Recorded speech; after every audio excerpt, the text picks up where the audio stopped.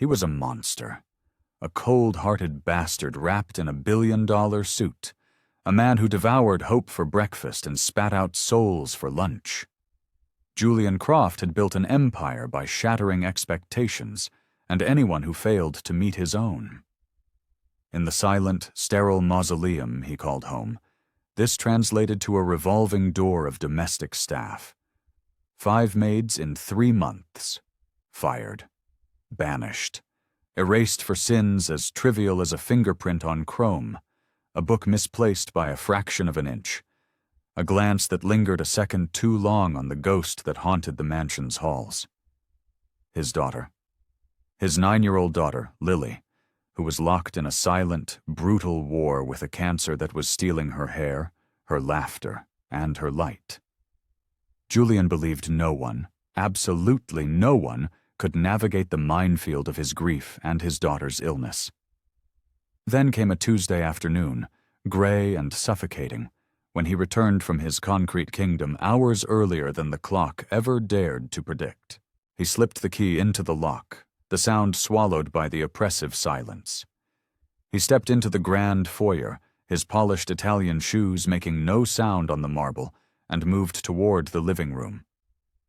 And there he stopped. He didn't just stop, he froze, every muscle in his body locking into a state of primal shock. On the plush, cream-colored carpet knelt the new maid. Ilara, a woman whose name he'd barely bothered to learn. She was beside his frail, ghostly child, and she was gently, with a reverence that seemed almost holy, placing a soft, blonde wig on Lily's bald head. This was not in her job description. This was not cleaning, or cooking, or dusting. This was an act of such profound, unexpected intimacy that it felt like a violation, a trespass into the most sacred, broken part of his world.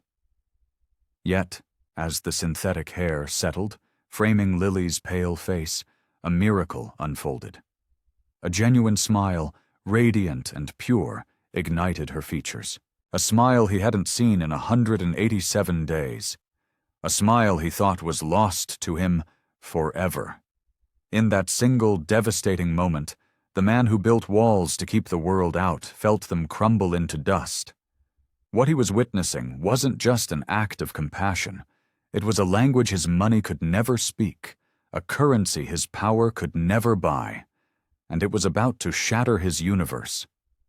Before we dive deeper into this twisted tale of loss and unexpected light, do me a favor and smash that subscribe button and obliterate the like button.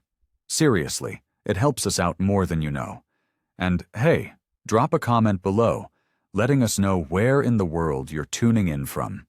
We love seeing how far our stories travel. Julian had come home early, a knot of raw, unnamed anger churning in his gut after a deal had gone sideways. He expected to find the house as it always was, a hollow cathedral of silence, a testament to his loss. Instead, he was a voyeur in his own home, paralyzed in the archway of the living room. He watched Ilara, the new maid, kneel before his daughter, Lily. It wasn't the subservient posture of an employee. It was the gentle, grounded posture of a caregiver. Lily, so small and fragile from the chemotherapy that ravaged her body, sat with a stillness that was both patient and weary. Julian's eyes narrowed, cataloging the scene with the ruthless precision of a CEO dissecting a balance sheet. He saw the almost surgical care in Ilara's hands as she adjusted the blonde wig, the soft, encouraging words she murmured. Too low for him to hear, but potent enough to keep Lily calm. When the wig was perfectly in place, it was like a switch had been flipped. Lily's eyes, which had become dull and clouded with pain, suddenly flared with a light he hadn't seen since before the diagnosis. Her smile was a supernova in the dim afternoon light, so wide and brilliant it momentarily erased the shadows under her eyes, the tubes, the constant hum of medical equipment, the sterile scent of antiseptic that clung to everything. Ilara smiled back, a quiet, genuine reflection of the girl's joy, clearly finding her reward in that single, fleeting expression. Julian remained frozen, a statue of conflict. He felt like an intruder who had stumbled upon a secret ritual. This was not her job. This was not in the ridiculously detailed contract he'd had his lawyers draw up. He'd burned through 5 maids, dismissing each one for infractions he magnified into capital offenses. A cracked plate, a dusty windowsill, a nervous stammer. He told himself it was about standards, but he knew in the dark, honest corners of his soul that it was about control. None of them had dared to get close to Lily. They'd treated her with a sterile pity, their eyes skittering away from her bald head as if the illness were a contagion of the spirit. But this woman, Elara, she wasn't just cleaning his house. She was on the floor, in the trenches of his daughter's world, making her feel whole again. Julian watched the way Elara's face softened when she looked at Lily, a tenderness that felt authentic, unpurchased. It was a rarity in his world, a commodity he didn't understand. A strange, volatile cocktail of gratitude and resentment burned in his throat. He was relieved, profoundly so, to see Lily happy. But a bitter, possessive voice in his head screamed that it was his wife, Amelia, who was supposed to be doing this. It was Amelia who owned the patent on that smile.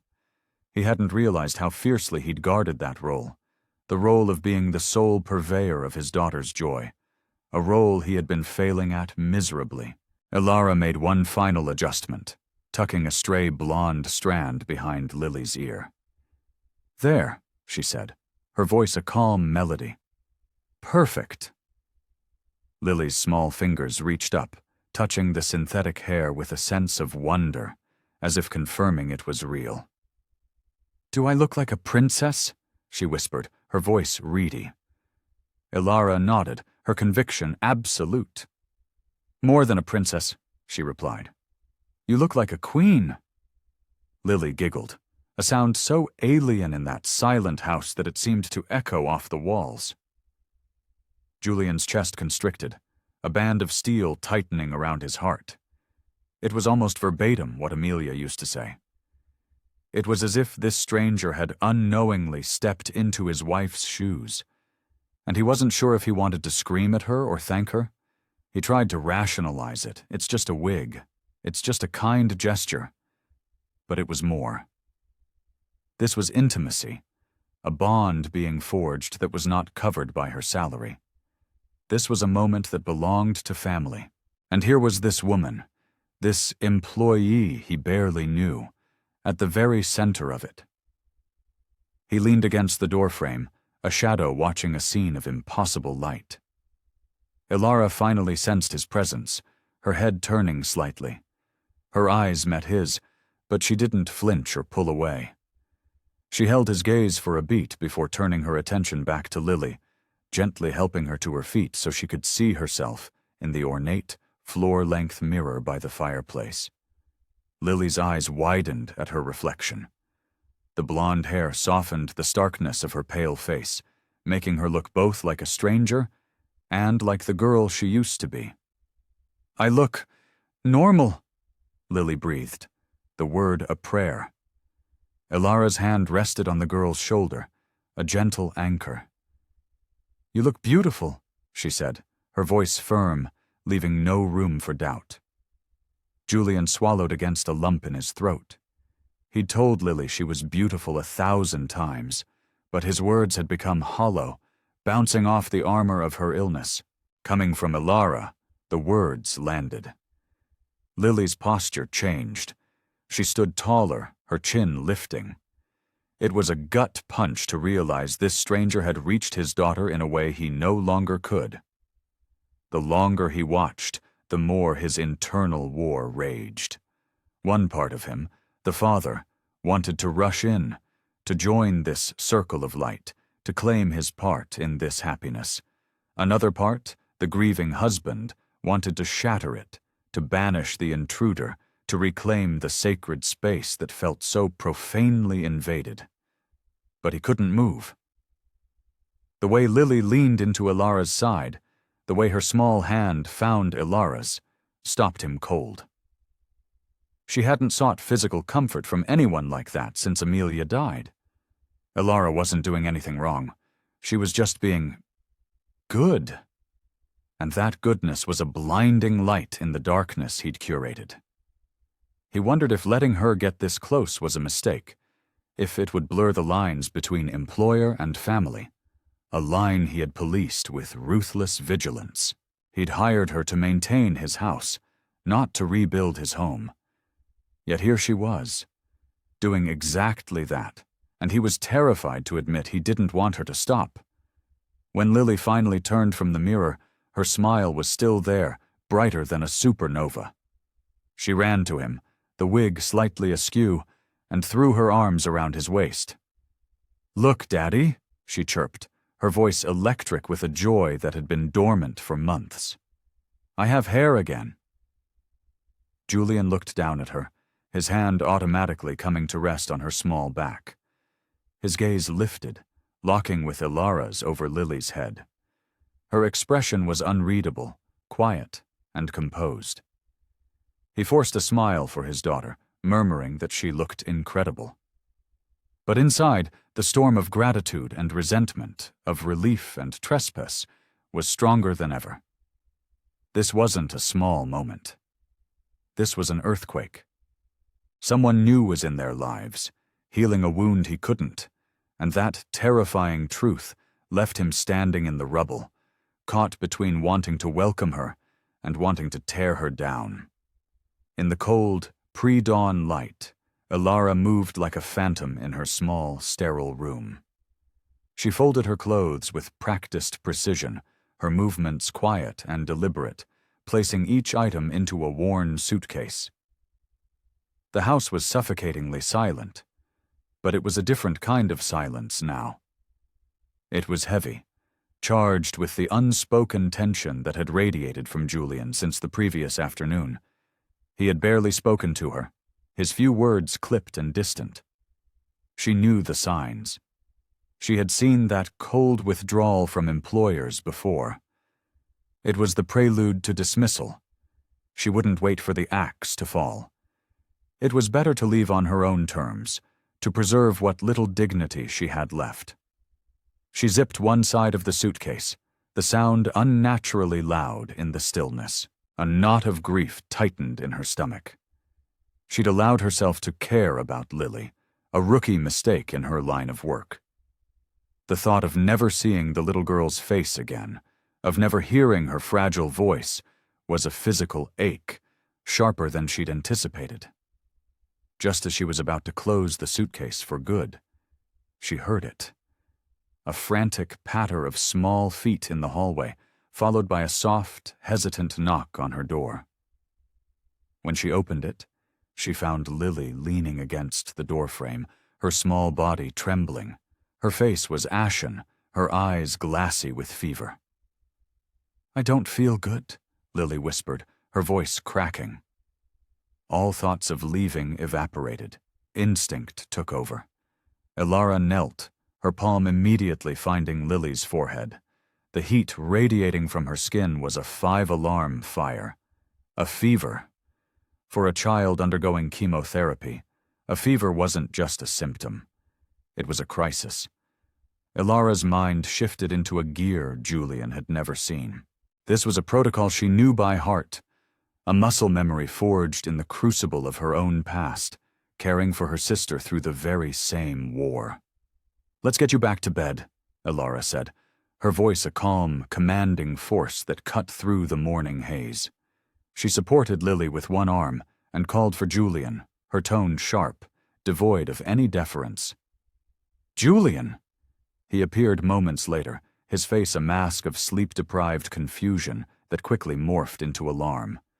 He was completely unprepared for the scene. Ilara was already guiding Lily back to her room, barking out orders with the authority of a field medic. "Get a thermometer, a clean washcloth, a bowl of cool water? Now!" Julian, the man who commanded boardrooms and brought titans of industry to their knees, became a foot soldier, following her instructions without question. He was stunned by the sudden transfer of power, by the absolute certainty in her voice. In Lily's room, Ilara took the thermometer and winced at the number. It was climbing. She spoke in short, clear commands, directing Julian to soak the cloth, wring it out, and place it gently across Lily's forehead. "We need to stabilize her," she explained, her eyes never leaving the child. "We bring the fever down slowly, no shocks to the system." When a weak, rattling cough started in Lily's chest, Ilara immediately propped her up with pillows.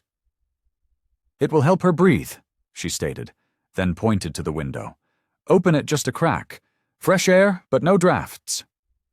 Every action was deliberate, every instruction rooted in painful experience. Her mind was a slideshow of memories. Long nights beside her sister's bed, sudden fevers in the dead of night, the constant, crushing need to remain calm when all she wanted to do was scream.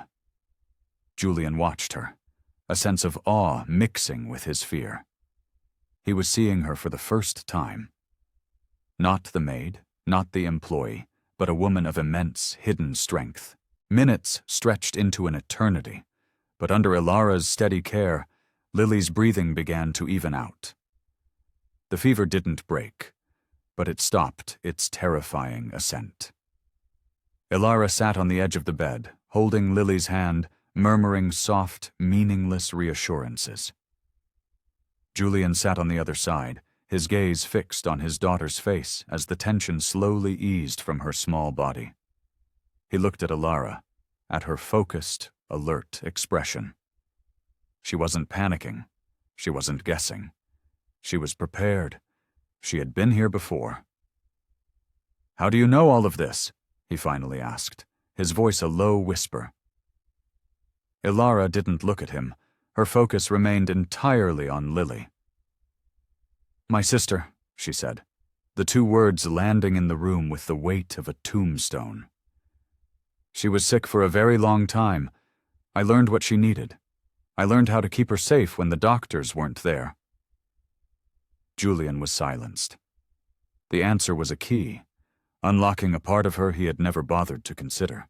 He realized with a sickening lurch of guilt that he had never asked a single personal question. He'd never cared to know who she was beyond the services she was paid to render. In his mind, she was a function, a cog in the machine of his household. Watching her now, it was blindingly clear how much more she was. She was competent, she was decisive, and she was caring for his daughter with a skill he could never hope to possess. The cold wall he'd erected the day before now seemed not just foolish, but cruel. He had judged her without knowing an ounce of her story, assuming her worth ended at the boundaries of her job description. That arrogant assumption had almost cost him the one person who could navigate this nightmare alongside him. As he sat there, shame and gratitude waging a war within him, he understood that without Ilara, he would be hysterically dialing 911, rushing Lily to the hospital in a blind panic. When Lily finally slipped into a restless, shallow sleep, her hand still loosely held in Ilara's, something fundamental shifted inside Julian. He watched his daughter's peaceful face, then looked at the woman who had single-handedly averted a crisis. Ilara adjusted the blanket over Lily's shoulders, her movements economical and gentle. When she finally stood to leave, Julian met her eyes. The cold distance was gone, replaced by a raw, unspoken understanding. "Thank you," he said, and for the first time, the words were not a polite formality. They were heavy with genuine, desperate gratitude.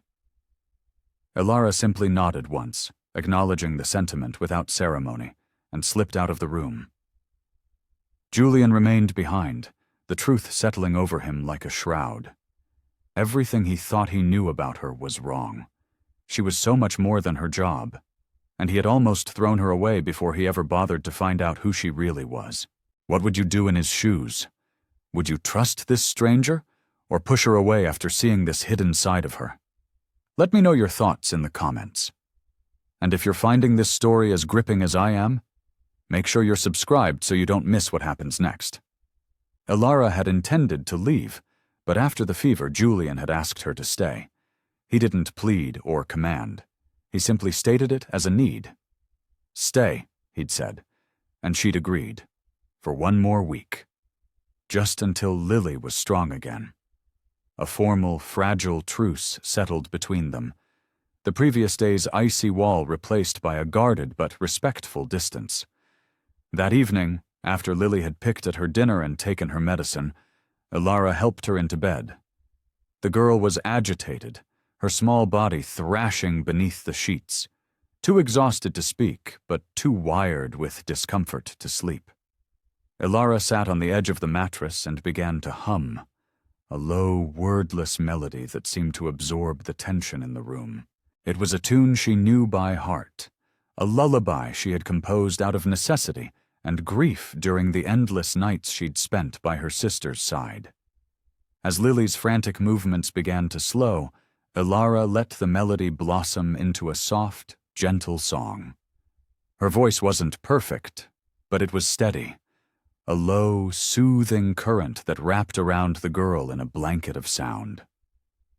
Within minutes, Lily's eyelids fluttered and closed. Her breathing deepened, becoming slow and rhythmic.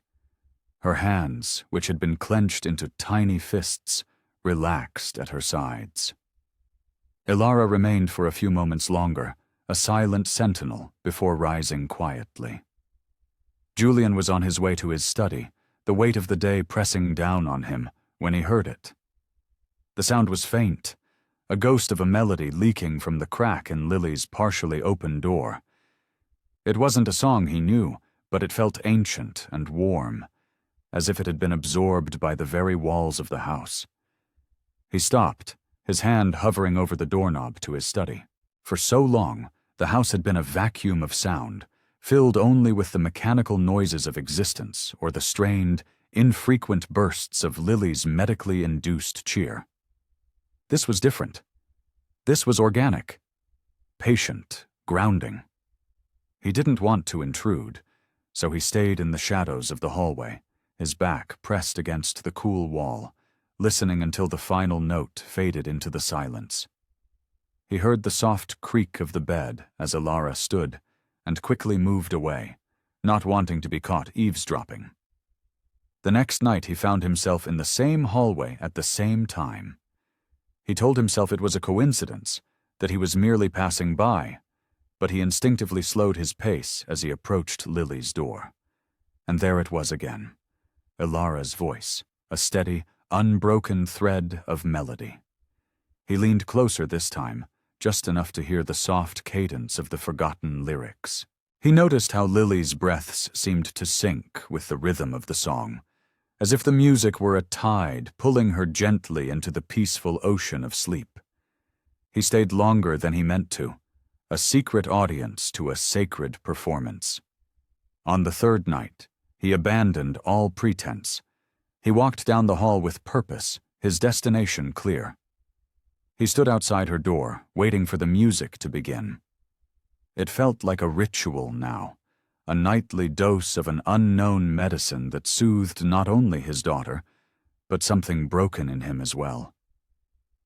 Elara never knew. For her, it was simply part of the job of caring, a habit transplanted from one sick room to another. The song had no name. It was just a thing that had worked for her sister when the pain and fear were too loud. Now it worked for Lily. For Julian, it was transformative. He began to notice the quality of the silence after the singing stopped. It was no longer a void, an abyss of loss. It was a peaceful quiet, still holding the resonant warmth of the melody.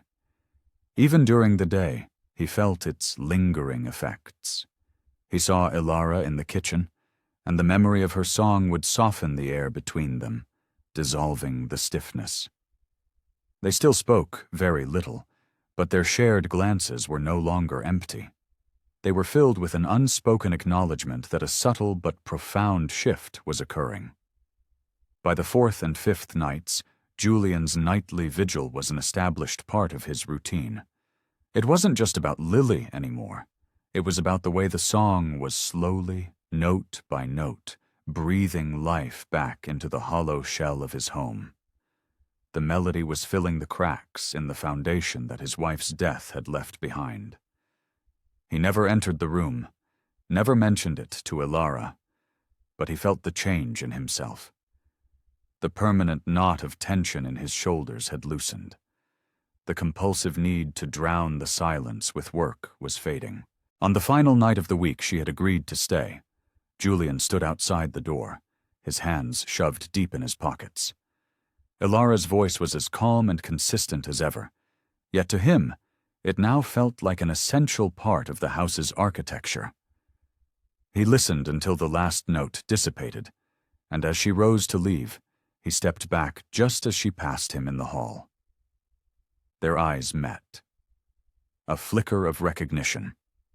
No words were exchanged, but the silence between them was no longer a chasm of awkwardness. It was a shared space. Julian knew then that the music had done more than put his daughter to sleep.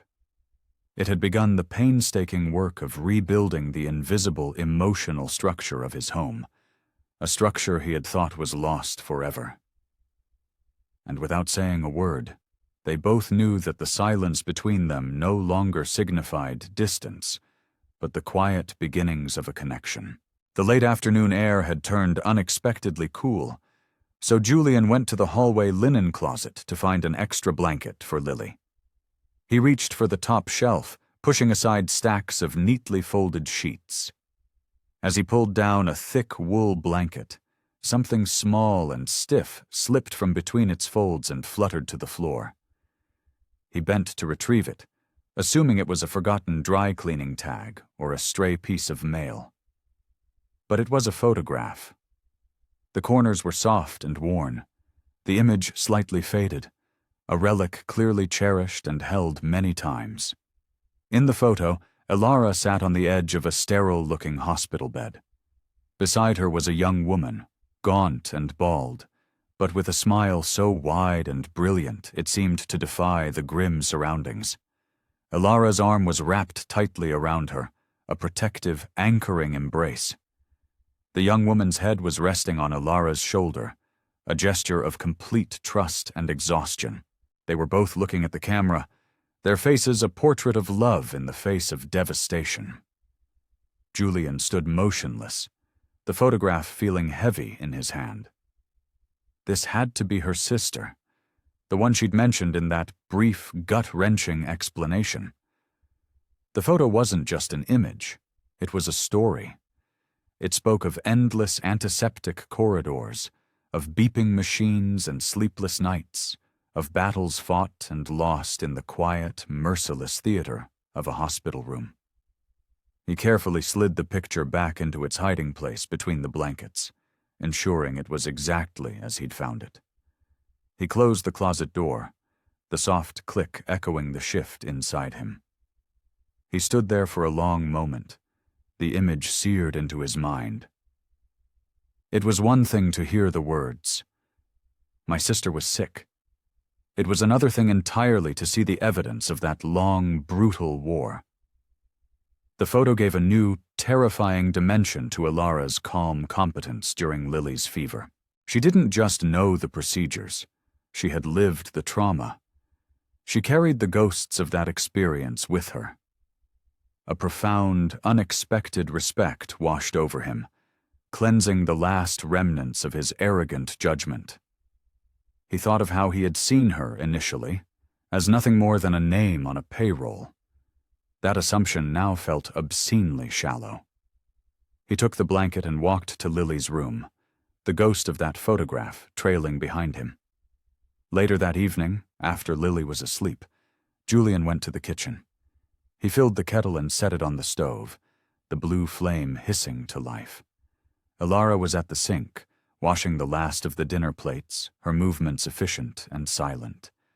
He waited for the water to boil, then prepared 2 mugs of tea.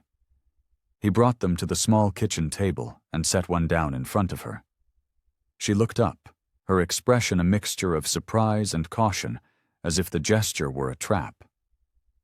"For you?" he said, his voice quiet.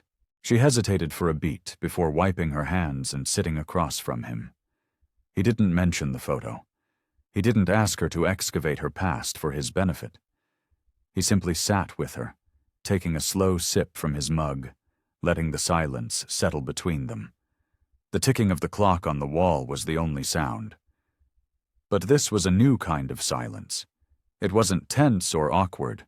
It felt open, an invitation without pressure. Ilara's shoulders, which were always held in a state of rigid readiness, seemed to relax by a fraction. When the steam had stopped rising from his mug, Julian looked at her, really looked at her, and said her name. Not as a summons, but as a statement.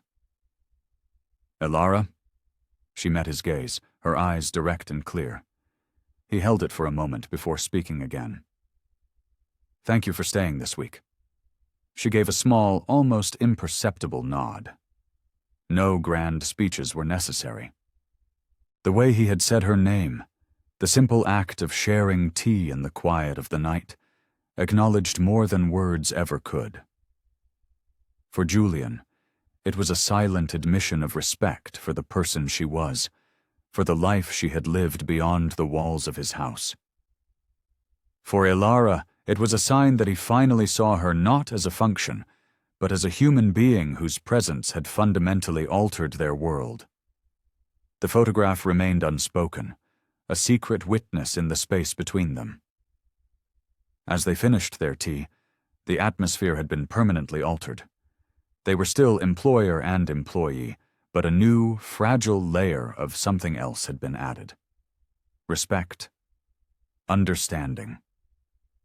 As he placed his empty mug in the sink, Leonardo replayed the image of Ilara and her sister in his mind. He imagined the years of fear and hope, of strength and exhaustion, that were compressed into that single smiling photo. It explained everything about her: her patience, her quick thinking, her quiet resilience. Her greatest value to his family wasn't in her duties, but in the empathy forged in the fires of her own loss. That was not something you could list on a resume. Later, as the house slept, they passed each other in the darkened hallway. A brief nod was all that was exchanged, but the moment was imbued with a new weight. It wasn't friendship, not yet. It wasn't complete trust. But it was the foundation upon which both could be built.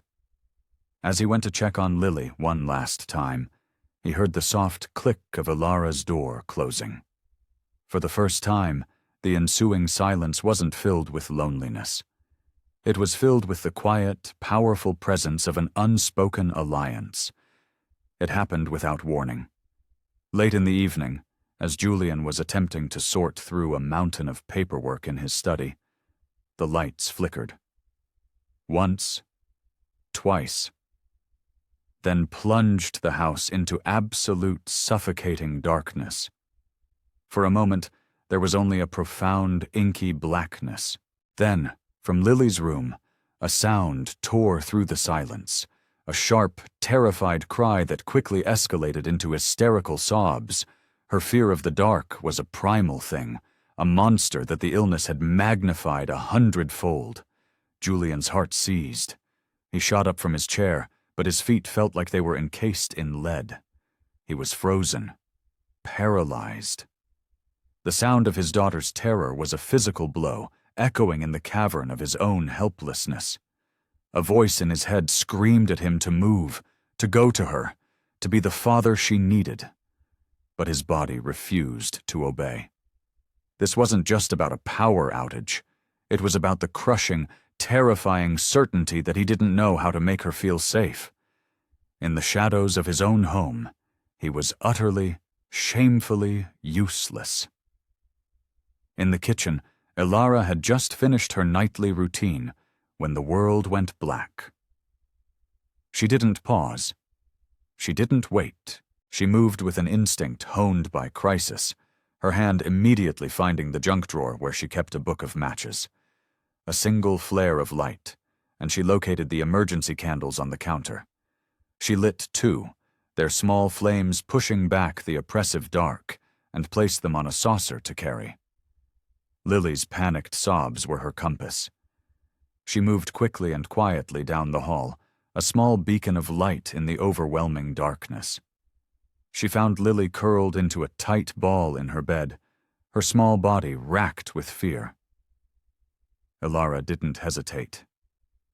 She set the candles on the nightstand, the flickering light casting dancing shadows on the walls, and sat on the bed beside her. "It's okay, Lily. I'm here," she said, her voice a low, steady anchor. She gathered the trembling girl into her arms, holding her with a firmness that was grounding, not constricting. Lily's frantic sobs slowly began to subside against the warmth of her body. Julian finally arrived, a ghost in the doorway, drawn by the candlelight. Ilara was already humming, the same quiet, powerful melody he had listened to from the hallway for nights on end. Her voice was smooth, unhurried, a sonic bomb that was actively pulling Lily back from the edge of panic. The girl's sobs softened to whimpers, then to slow, ragged breaths. Julian moved into the room, a silent observer, and sat on the other side of the bed. He watched Ilara's calm, illuminated face as she continued her song, one hand rubbing slow, comforting circles on Lily's back. The room felt both small and vast in the candlelight, a strange, sacred pocket of safety. The weight of his own inaction pressed down on him. He had done nothing. He had frozen. He remained silent, afraid his own unsteady voice would shatter the fragile peace Ilara had so expertly woven.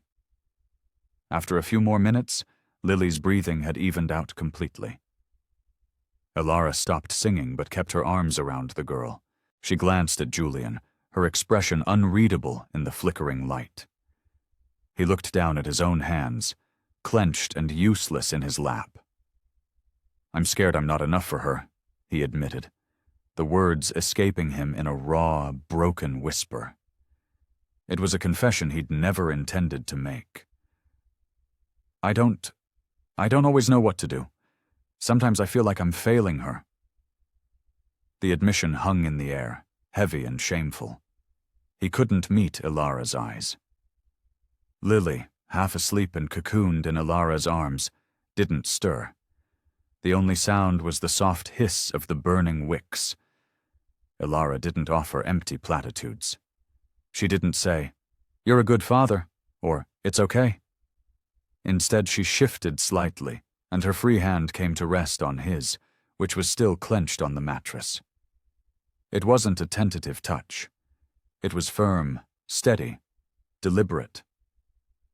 Her hand simply stayed there, a silent transfer of strength. The warmth of her skin against his was a shock to his system, a jolt of human connection that forced him to look up. She still said nothing. But the silence was no longer empty. It was full. It was a testament to her presence, a quiet declaration that he wasn't bearing this impossible burden alone. It was a gesture more powerful than any words of comfort could ever be. He released a breath he didn't realize he'd been holding, the iron band around his chest loosening its grip. He didn't thank her. She didn't need him to. They sat like that for a long time, the three of them, a strange, impromptu family huddled in the warm glow of the candles. The blackout had ceased to be a threat. The darkness outside the small circle of light no longer felt menacing. Eventually, Ilara gently tucked the blankets around a now deeply sleeping Lily, and her hand slipped from his. The movement natural, not abrupt. The power would return, the lights would flood the house again, but the memory of this night, of this shared vulnerability, would remain.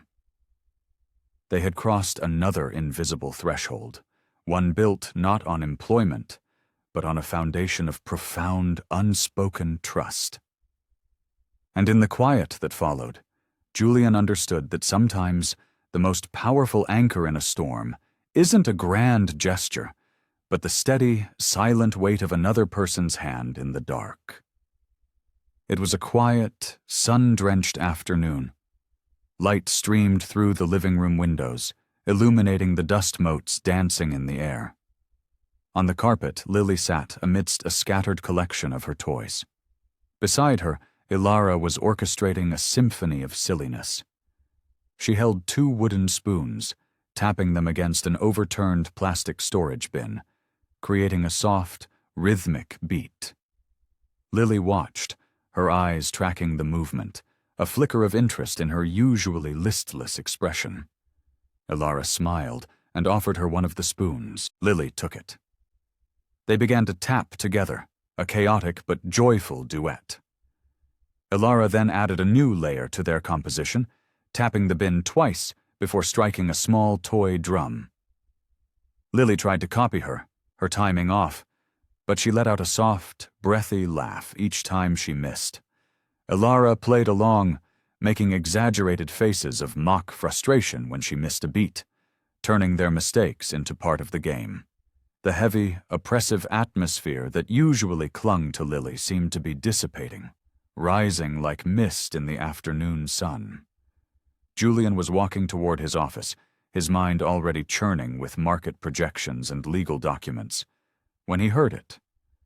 A strange, muffled tapping, followed by a sound that stopped him dead in his tracks. A laugh. He froze, listening intently, certain he must have imagined it. For months, Lily's laughter had been a ghost, a memory. It had been replaced by sighs, monosyllabic answers, and the occasional heartbreakingly forced smile.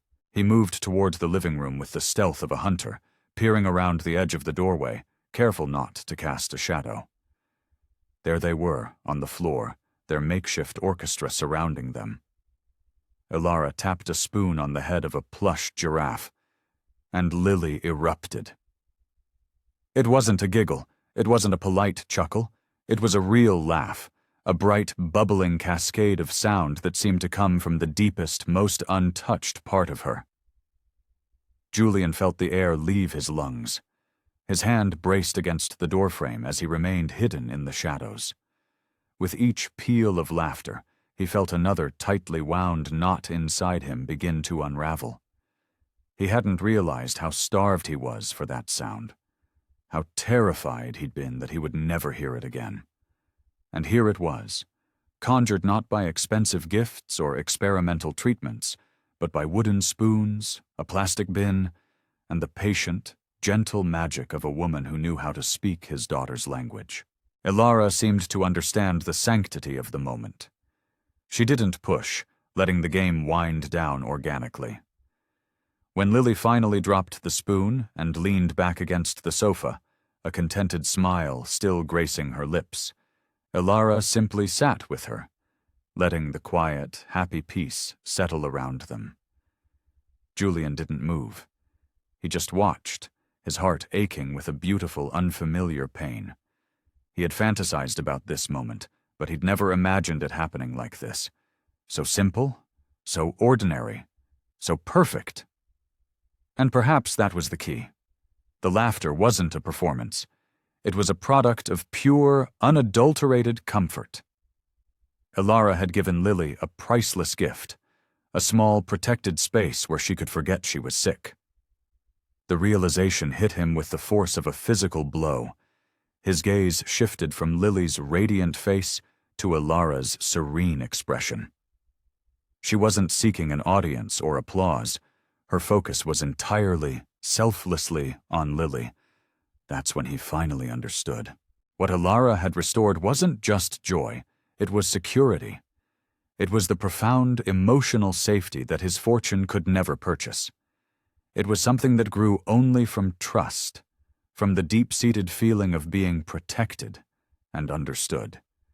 Ilara had built that fortress for his daughter, brick by invisible brick. In that instant, all his lingering doubts, all his possessive fears about her role in their lives, evaporated. They seemed petty, foolish. He recognized that she was giving his daughter something he, with all his love and resources, had been unable to provide since Amelia's death.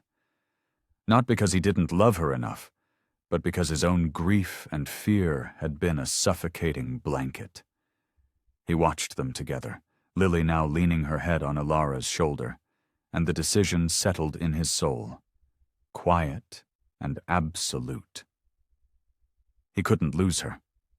Losing Ilara would mean losing this newfound light, plunging them both back into the gray twilight of their grief. He didn't know the words yet. He didn't know the logistics. But he knew, with a certainty that resonated in his very bones, that he had to find a way to make her stay. The sound of his daughter's laughter echoed in his mind, a beautiful, haunting reminder of everything that was at stake. He took one last look at the scene, this fragile, perfect tableau of peace, before melting back into the shadows of the hallway, leaving them undisturbed. He walked away a changed man, carrying the certain knowledge that Ilara had become irreplaceable, and he would not let her go. Ilara sat at the small kitchen table, the screen of her phone glowing in the dim light.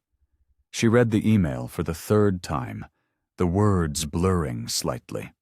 It was from a well-known NGO, a foundation dedicated to supporting children with cancer and their families, an organization she had followed and admired for years. They were offering her a position, a dream job, a role that would involve visiting hospitals, creating support programs, being a guide for families lost in the terrifying labyrinth of treatment. It was the life she had envisioned for herself before her sister's illness had derailed everything. She remembered the endless, sterile nights in hospital corridors, wishing for a guide, for someone who had walked this path before. This job was a chance to become that person for others. But a cold knot of dread formed in her stomach. Leaving meant leaving Lily, the girl who had burrowed her way into a protected corner of her heart, the girl who had come to rely on her not just for physical care, but for emotional stability. She closed the phone, the screen going dark, and stared into her cold cup of tea, trapped by a choice she felt wholly unprepared to make. Over the next few days, a subtle distraction clouded Ilara's usual focus. She would find herself staring into space while folding laundry, her mind miles away, weighing her future against her present. She tried to hide it, but Julian noticed. He saw the slight hesitation in her movements, the distant look in her eyes. During dinner, she would sometimes miss a beat in the conversation, her response coming a moment too late. He considered confronting her, asking what was wrong, but he held back. He was afraid of the answer. A part of him, the cold, calculating CEO, suspected she was planning her exit, and the thought sent a jolt of primal fear through him. He chose silence, clinging to the hope that if he didn't acknowledge it, it wouldn't be real. One afternoon, his avoidance was shattered. Lily woke from her nap, pale and dizzy, complaining of nausea. Ilara's demeanor shifted instantly. She checked her temperature. It was elevated. Within the hour, Lily's energy plummeted. Julian hovered in the doorway, his own anxiety a toxic cloud, rendering him useless. Ilara moved with the calm, methodical grace of a seasoned professional. She coaxed Lily to sip water, adjusted her pillows, monitored her breathing, explaining every step to Julian in a low, steady voice that kept his own rising panic at bay. "It's a mild fever," she assured him, "but these things can turn quickly. We need to be vigilant tonight." She never left Lily's side, applying cool cloths, tracking her medication schedule, her presence a constant, reassuring anchor in the churning sea of Julian's fear. The room was a pocket of controlled calm, a direct result of Ilara's unwavering composure. Julian watched her, the thought striking him with terrifying clarity. Without her, I would not know where to begin.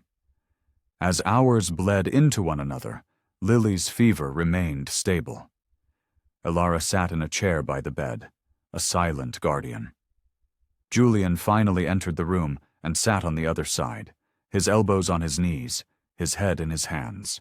He wanted to tell her what she was doing for them, that she was more than just an employee, that she had become the very glue holding their broken lives together. But the words were trapped behind a wall of pride and fear.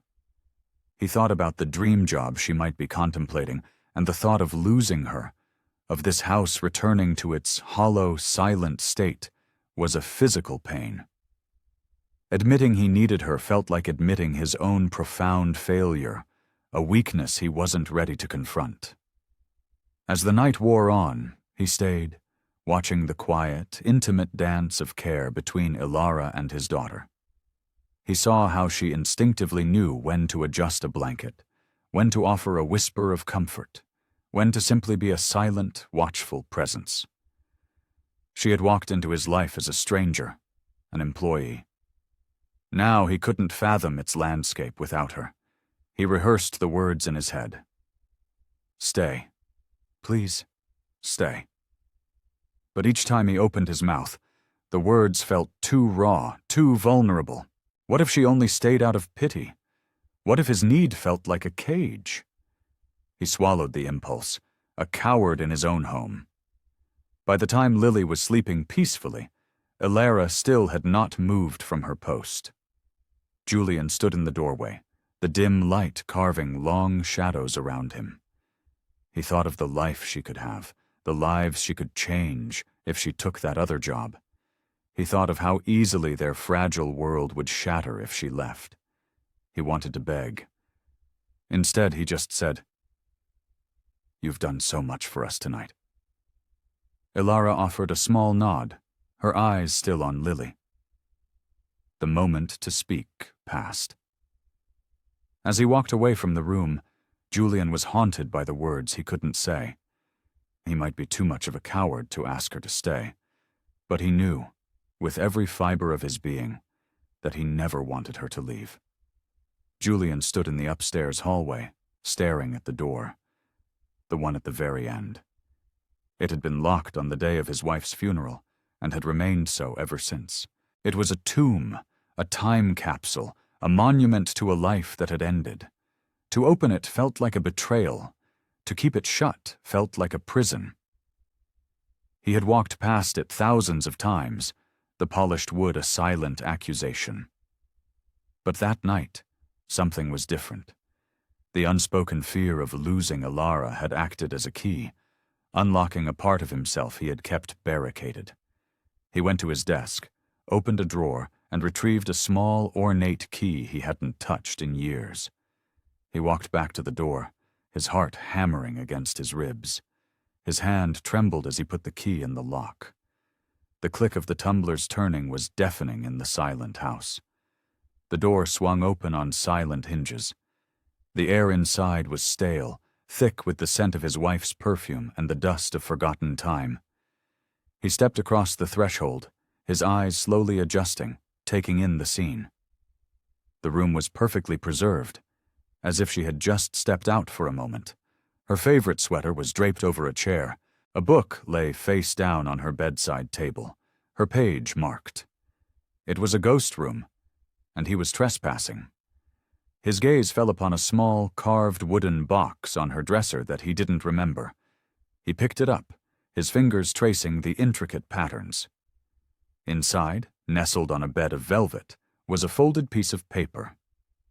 It was yellowed at the creases, but the elegant, familiar script was unmistakably Amelia's.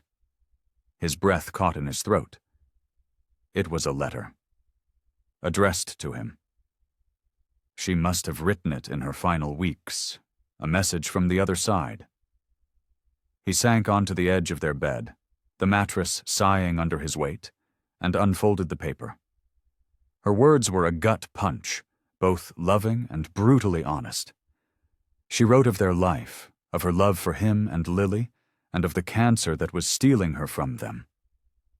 But then she wrote about the future. Her words were not a command to mourn her forever, but a plea for him to live.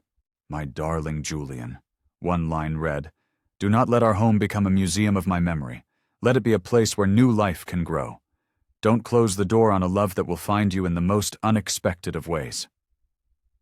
Further down, another sentence shattered his defenses. "Let our daughter laugh again, even if I am not there to hear it. Her joy is the only legacy that matters." He could hear her voice in the words, the gentle but firm tone she used when she knew he was being stubborn. He read the letter again, and then a third time, the words washing over him, eroding the walls of grief and pride he had so carefully constructed. He thought of Elara. He thought of Lily's laughter. He realized with a sickening clarity that in his desperate attempt to honor his wife's memory, he had been actively defying her final wish. The letter didn't erase his pain, but it reframed it. His fight to keep their world frozen in time suddenly felt not just pointless, but profoundly wrong. He clutched the letter to his chest, the fragile paper a lifeline.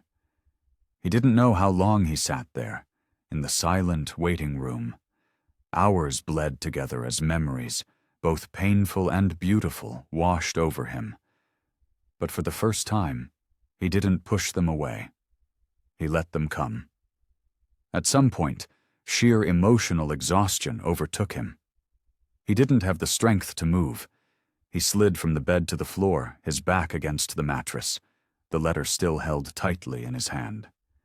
He closed his eyes, and for the first time in years, in the room that had been the epicenter of his grief, he slept. The silence was no longer an absence. It was a peaceful stillness, the quiet before the dawn of a new life. When morning light slanted through the window, it found Julian asleep on the floor. Elara appeared in the open doorway, her steps faltering as she took in the scene. She had never seen this door open. Her gaze swept over the room, a shrine to a woman she'd never known, and then settled on Julian. He was slumped against the bed, the letter clutched in his hand like a talisman. She didn't speak, not wanting to startle him. The sight of him there, vulnerable and surrounded by the ghosts of his past, was more intimate than any conversation they'd ever had. She saw the way his fingers were curled around the paper, with a purpose that spoke of revelation. This was a sacred space, but she no longer felt like an intruder. Julian stirred, his eyes blinking open, slowly adjusting to the light and her presence. He looked up at her, his expression stripped of all its usual defenses. It was calm, clear, and certain. There was no hesitation in his voice, no room for negotiation. "Stay," he said. The word was not a question. It was not a plea. It was a statement of fact, the foundation of a new reality. Elara didn't ask why. She didn't need to. The open door, the letter in his hand, the look in his eyes, they told her everything. She gave a small, certain nod. The moment was quiet, but it was an earthquake. The door Julian had kept locked for so long was finally, irrevocably, open. The next morning, Julian found Elara in the kitchen and asked if they could talk. He led her to the dining room, where 2 cups of coffee were already waiting. He motioned for her to sit, the formality of the setting at odds with the conversation he was about to initiate. He looked directly at her, his gaze unwavering. "I want you to stay," he began, his voice clear and strong. "Not just for a while, permanently. Not as an employee. I want you to be a part of this family. I want you to be a mother to Lily." The words landed in the space between them, heavy and unbelievable. Elara's hands tightened around her warm mug, her mind reeling. He continued, laying all his cards on the table.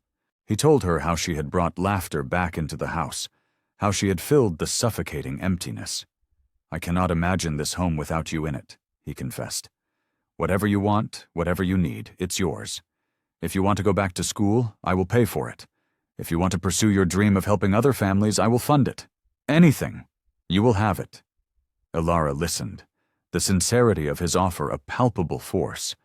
This wasn't charity. It wasn't pity. It was a desperate, genuine plea from a man who had finally admitted he couldn't do it alone.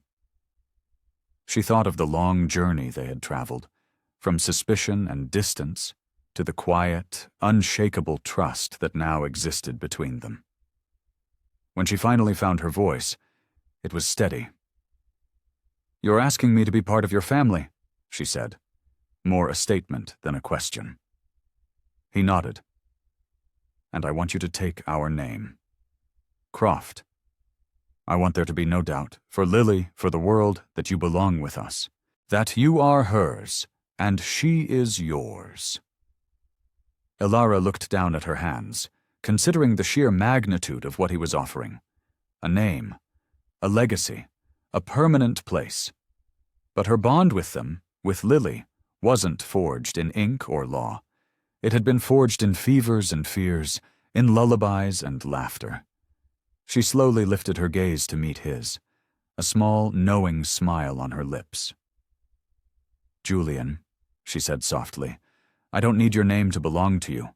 I already do." Her words hit him with a gentle, profound force. It was not the answer he had expected, but it was the one he needed to hear. Her refusal wasn't a rejection. It was the ultimate affirmation. She was telling him that their connection transcended legalities and labels. It was a bond of the heart, freely given, not contracted. In that moment, he felt a wave of relief so profound it almost buckled him. This wasn't about ownership. It was about partnership. He nodded slowly, a deep, abiding peace settling over him. "Lily is going to be so happy," he said, his voice thick with emotion. Elara's smile widened. "I know." When they returned to the living room, Lily looked up from her toys, unaware that the tectonic plates of her world had just shifted into their final, permanent alignment. As Elara sat on the floor beside her and seamlessly joined her game, Julian watched them. Elara's words echoed in his soul. "I already belong." It was a truth he had known for a long time, but had been too afraid to acknowledge. Their family wasn't defined by a name on a piece of paper. It was defined by a choice. The choice they made, every single day, to show up for one another. Years later, Elara stood on a brightly lit stage, a black academic gown draped over her shoulders. She scanned the vast auditorium, and her eyes found them immediately. In the front row, a teenage Lily sat beside Julian, both of them applauding wildly.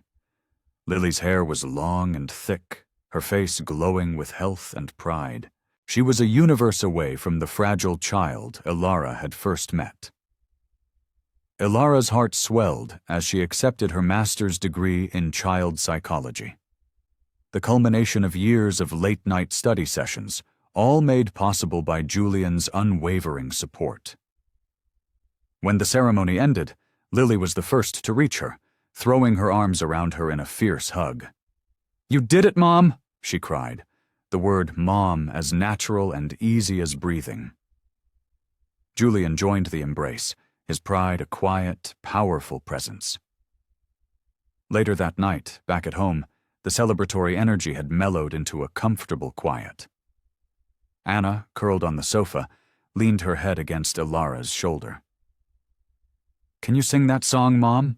she asked, her voice soft with nostalgia. Elara smiled.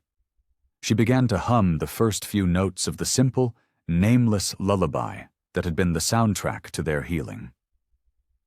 As she started to sing the words, a second voice joined hers, lower and a little rough, but perfectly in tune. Julian. He sat beside them, his voice blending with hers, their harmony filling the room. When the last note faded, a peaceful silence settled over them. Julian looked from his sleeping daughter to the woman who had saved them both. "We are a family," he said, his voice low and certain. It was never about blood. It was about courage. Ilara's eyes glistened. The truth of his words resonated in the deepest part of her soul. This was it. This was the life she had built, the love she had chosen. The house, once a cold monument to grief, was now a home, its walls saturated with laughter and song. Leonardo reached for her hand, their fingers intertwining. The shadows of the past had not just been pushed back. They had been erased by the relentless, patient light of a love they had dared to build together. And there you have it. What an incredible, emotional journey. I am so glad you stuck with us until the very end. Thank you so much for watching. I have to know, what part of this story hit you the hardest? Let me know in the comments below. And if you haven't already, please show some love by subscribing to the channel. Until next time.